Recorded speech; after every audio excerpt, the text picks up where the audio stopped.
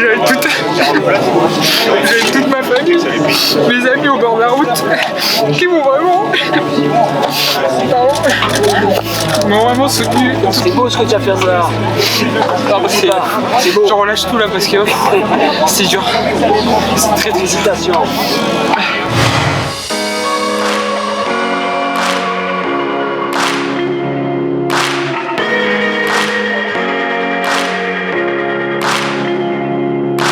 C'est la seule course de la saison vraiment à domicile, donc il y a forcément beaucoup d'envie de bien faire sur des routes qu'on connaît par cœur. On a la chance d'avoir cette course à proximité du siège de l'équipe. Forcément, c'est un passage important pour l'équipe au mois de février. Notre début de saison a été axé là-dessus au niveau de la préparation avec un stage en Espagne pour nous préparer à cela. Donc ce week-end, c'est vraiment le grand objectif du mois de février.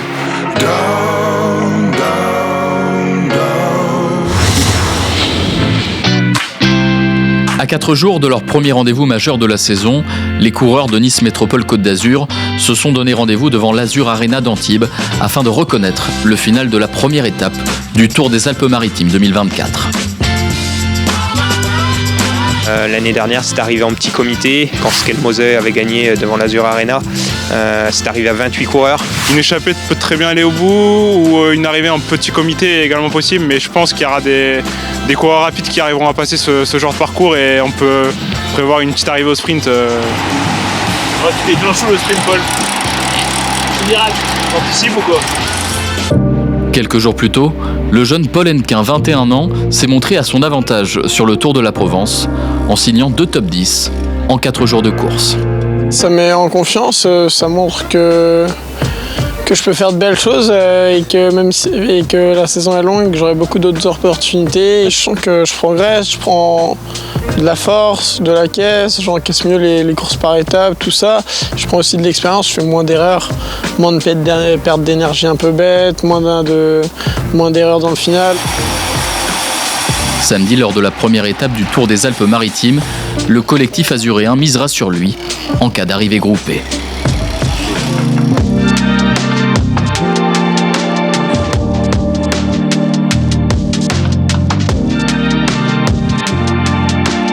C'est vrai que le Tour des Alpes-Maritimes attire souvent des grands noms par son profil assez dur et montagneux. Et l'an dernier, il y avait Thibaut Pinot au départ. L'année d'avant, c'est Nairo Quintana qui avait gagné le classement général, si je ne me trompe pas.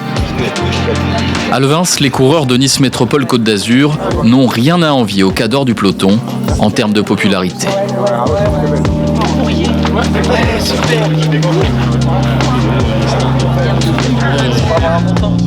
Donc les gars, tous concernés dès le départ. Tous concernés, l'objectif, vous le connaissez, c'est aller chercher ce GPM. Ok les mecs, c'est bon pour tout le monde. Et après on fera le point après une fois le GPM passé. Ok, devant hein. Être devant, oui, mais à condition d'être à 100% de ses capacités. On va voir un docteur parce que la virose, là, ça circule vachement. La virose, c'est quoi? La fièvre et les poumons irrités. Mais c'est ce qu'il a Damien, je crois, non? C'est ce qu'il y a Damien. Et ça circule dans le peloton. Il n'a pas mis son oreillette encore. Ça s'appelle comment? La virose. Cette virose, combinée au rythme effréné du début de course, aura raison des ambitions de Paul sur ce Tour des Alpes-Maritimes 2024. Ça va Polo? Tu te sens vraiment pas bien? Demande l'ambulance. Ouais, l'ambulance. Le haut niveau est impitoyable. Quelques kilomètres plus loin, la formation azuréenne perd un deuxième élément, Alexandre Léonien, lui aussi souffrant au départ de l'étape. Allez, tu restes avec la moto. Le néo-professionnel de 24 ans finira par abandonner, à l'instar de Paul Hennequin. Les deux hommes ne sont pas les seuls à souffrir en ce début de course. En l'espace d'une trentaine de kilomètres, le peloton a déjà perdu plus de 30 coureurs. Jonathan Coinon et Melvin Kromelinck en font partie. Mais heureusement pour eux... Ouais, Joe et Melvin, c'est en train de se poser à l'avant. C'est en train de se poser 1 minute 35, Joe et Melvin. Le peloton finit par temporiser. Allez les mecs, allez, ça va rentrer là. Au moment où Jonathan et Melvin réintègrent le peloton, une autre bonne nouvelle se propage sur les ondes de Radio Tour.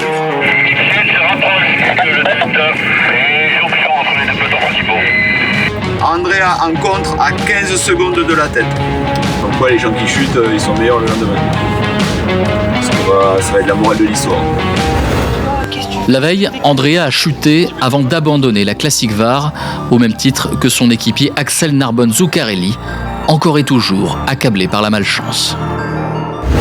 Je suis là Axel, je suis derrière DSM et Arker. Et tu sais ce qui m'est arrivé? Non? C'est moi qui étais en contre. Barré, il rentre sur moi. Ah ouais? Dans le vent, je me suis trompé. Ah, putain, mais qu'est-ce que tu... Le signaleur, il était au milieu de la route, il m'a fait aller à droite. Merde. Et genre, j'ai fait le tour et je suis ressorti derrière le coton. Ok. Je pense que ce soir, j'arrête tout et je joue surtout pas en moto. C'est donc à Andrea et non à Axel que revient l'honneur de représenter l'équipe niçoise à l'avant de la course. Le natif de Grasse est accompagné du Sud-Africain Morne van Niekerk. 1,15 le dernier écart, 1,15 Andrea, allez on s'alimente, il nous reste moins de 40 km, là il va te rester 38 km de course, tu sais que c'est le money time, que ça va accélérer derrière, donc maintenant pour faire de la résistance ça va être maintenant Andrea.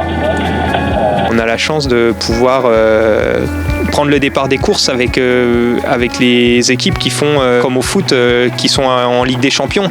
Il y a des écarts de budget qui sont importants, mais on a des coureurs qui prennent le départ de la même épreuve, qui ont un vélo comme nos adversaires, on a 2 bras, 2 jambes, et il ne faut pas forcément faire de complexe face à ces écuries-là. L'avantage du cyclisme, c'est que, mis à part le Tour de France et Paris-Nice, toutes les autres compétitions, on participe avec les équipes de première et deuxième division. Donc ça permet de valoriser nos coureurs et de valoriser notre équipe face à ces grandes équipes du World Tour. Donc là, il faut être prêt. Hein. La guerre va se déclencher, il faut être prêt, les gars. On n'a pas d'excuses, on est chez nous. Allez les mecs, allez, allez! À l'avant de la course, Andrea fait de la résistance aux côtés de Morne van Niekerk. Mais le peloton revient fort sous l'impulsion des formations World Tour. Alors à moins de 20 km de l'arrivée, l'Azuréen n'a d'autre choix que de se débarrasser de son compagnon de fugue, à bout de force. 18 secondes pour les Sud, 18 secondes et 15 seconds down. Allez, ça se maintient à 18 secondes, Mino. Hein. Allez, il va y avoir un petit temps mort là, il faut en profiter, Andrea. Hein. 2 secondes pour le deuxième. Allez, ça maintient, ça maintient. Pense à la descente. Dans la descente, ils te reprendront rien du tout dans la descente. S'ils t'ont pas repris, ils te reprendront rien dans la descente. Et tu vas au bout, Mino. Allez, allez, allez. Les maillots, les formations. Allez, Andrea, il faut pas se retourner hein, jusqu'au bout. Les fils repris par le peloton. 1 km 500, c'est ce qu'il aura manqué à Andrea pour offrir à l'équipe Nice Métropole Côte d'Azur son premier succès professionnel à ce niveau. Le bouquet du vainqueur reviendra à l'anglais Ethan Vernon. La formation Israël, première tech. Andrea, lui, se consolera avec celui de combatif. J'ai chuté hier, j'étais vraiment déçu de ne pas avoir pu finir. J'ai eu quelques pépins mécaniques en début de course, après je chute en fin de course. Et voilà, aujourd'hui j'avais à cœur de me rattraper, même si j'avais un peu l'épaule qui tirait. C'était vraiment une journée difficile quoi. Mais après c'est des instants où tu essayes de faire abstraction et puis voilà, tu te dépasses et des fois ça fait des belles journées. Bravo mec, ça fait vibrer hein. Et c'est une journée dont j'oublierai jamais parce que voilà, beaucoup de supporters au bord des routes, mes amis, ma famille, puis tous les Azuréens qui étaient là pour nous soutenir. C'était une étape vraiment mémorable pour moi. Et je suis né à Grasse et j'habite à Montsartou, donc on passait d'ailleurs à Montsartou lors du tracé. Et toutes les routes, c'est mes routes d'entraînement que je pratique toute l'année depuis 10 ans. Des journées comme ça dans le vélo, il y en a très peu, il faut savoir les apprécier.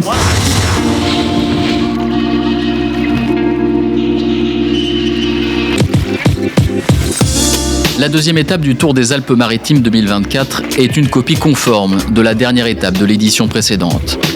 Un départ de Villefranche-sur-Mer et une arrivée dans l'arrière-pays à Vence après 131 km de course. La performance d'Andrea la veille a donné des idées aux hommes de Jérôme Poulidori. Mais l'objectif reste le même qu'avant le départ de la première étape, remporter le maillot de meilleur grimpeur porté ce dimanche par le jeune Jordan Labrosse de Décathlon AG2R La Mondiale. Avec des applaudissements pour Les premiers points distribués de la journée sont à aller chercher au sommet du Col d'Èze, après 8 km de course. Je monte. Allez, lève la main. Mais la formation azuréenne joue de malchance. Jonathan Coinon est victime d'une crevaison dès les premiers kilomètres de course.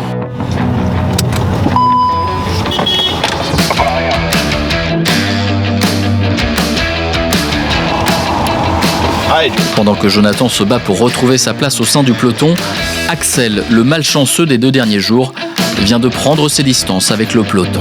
3 hommes en tête, un bingo, Axel et un gars de Roubaix. Il y a un track et Melvin qui viennent de sortir. Allez, reçu, super. Il faut y aller pour entrer devant. Allez Melvin, allez. Ça a coupé derrière, ça a coupé Melvin, tu peux y aller, allez. Et Melvin, ça temporise devant, donc c'est bon, tu vas rentrer. Allez Mino, allez.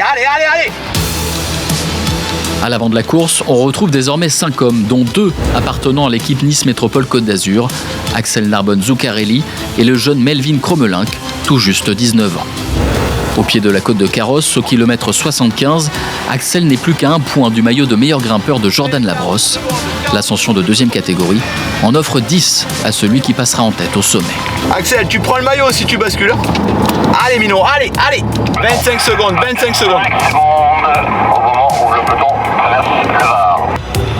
Allez Axel, allez, il faut aller chercher les points là-haut. Allez, 4 km. J'ai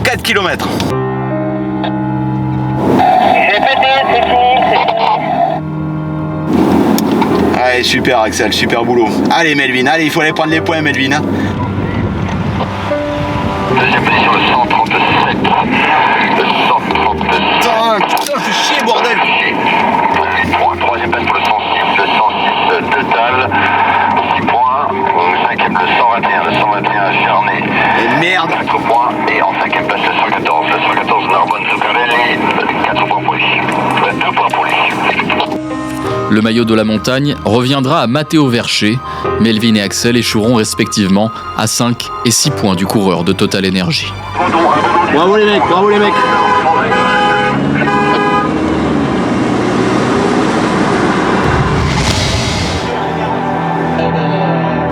Avance, c'est Benoît Cosnefroy qui passera la ligne en premier, remportant par la même occasion le classement général. Jean-Louis Leny, lui, terminera 38e et premier coureur de Nice Métropole Côte d'Azur à l'issue de ce Tour des Alpes-Maritimes 2024, au goût d'inachevé. On n'est pas passé loin du maillot, mais bon, sans le regret du jour. Ouais, on s'est battu, comme on a pu. Se battre aux côtés des grosses écuries mondiales, un enjeu permanent pour l'équipe Nice Métropole Côte d'Azur, toujours à la recherche d'un succès de prestige, 2 ans après son passage dans les rangs professionnels.